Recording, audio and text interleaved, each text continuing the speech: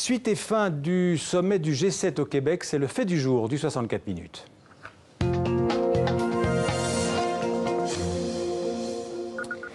Et pour la première fois, sans doute, le sommet du G7 se terminera sans communiqué commun, sauf surprise. Les divergences sont trop nombreuses entre les États-Unis de Donald Trump et les 6 autres puissances industrielles. Les sourires sont un peu forcés sur la photo de famille, on va le voir, et le président américain a déjà la tête ailleurs à quelques jours de sa rencontre avec le président nord-coréen. Antoine Delpierre. Sans ce rappel à l'ordre de Justin Trudeau, la photo de famille aurait quelque peu manqué de chaleur. Car derrière les sourires de façade et les propos de circonstance, ce G7 n'a rien d'un sympathique séjour sur les bords du Saint-Laurent. Autour de la table, les 6 ont tenté de ramener Donald Trump à la raison et enterré d'emblée l'idée lancée comme une provocation par l'Américain de réintégrer la Russie.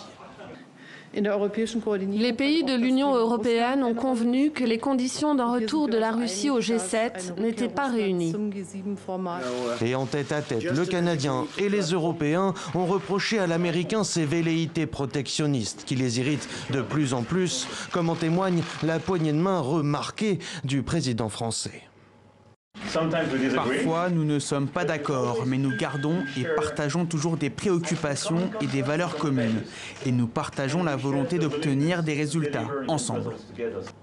Mais Donald Trump s'en soucie-t-il? Lui qui ne jure que par les accords bilatéraux, bien loin du multilatéralisme voulu par le G7. On n'avait jamais vu ce genre de tonalité auparavant. Même dans les années 80, avec Ronald Reagan, qui était un président unilatéraliste, aux vues similaires à Donald Trump, à l'époque, les autres pays avaient été capables de l'intégrer assez rapidement. Et il avait accepté les points de vue de ses homologues du G7.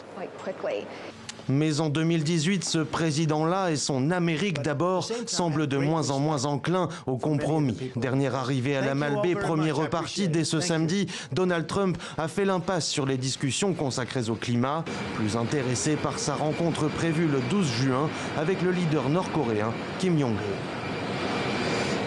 Oui, on va retrouver notre correspondante au Canada, Catherine François, qui est avec nous en direct de Québec. Alors Catherine, au-delà du grand talent de communicant, on l'a vu, de Donald Trump, quels sont les sujets abordés ce matin, heure québécoise, par le G7 ?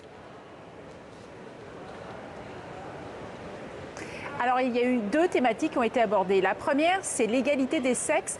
Justin Trudeau en a fait une thématique prioritaire pour ce G7.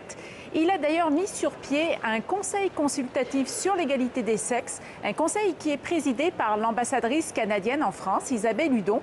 Et ces dames, donc les représentantes de ce conseil, sont venues présenter aux leaders du G7 la centaine de recommandations qu'elles ont formulées pour améliorer la situation des femmes dans le monde. Alors on s'attend d'ailleurs à ce que le gouvernement canadien annonce un investissement de plusieurs centaines de millions de dollars pour favoriser l'éducation des jeunes filles dans les pays défavorisés, qu'elles aient un meilleur accès finalement à l'école. L'autre thématique, ce sont les changements climatiques, notamment la santé de nos océans et toute la problématique de la pollution par le plastique dans ces océans.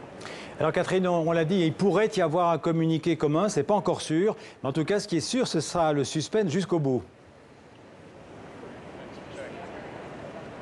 Ah, ça c'est sûr, ça va être jusqu'au bout. Écoutez, tout d'abord, Donald Trump, vous l'avez dit, vient de repartir. Il a donné un point de presse avant de partir. Alors, il a dit que ce sommet avait été un succès, qu'il n'avait pas été conflictuel.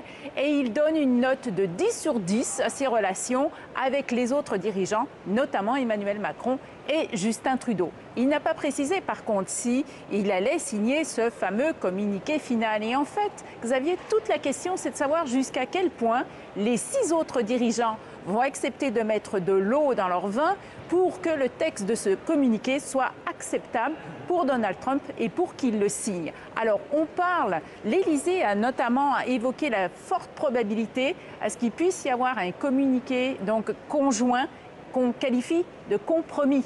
Alors là, la réponse, je vous la donnerai dans quelques heures. On devrait savoir d'ici la fin de la journée si oui ou non, il va y avoir ce fameux communiqué. Merci Catherine, en direct de Québec.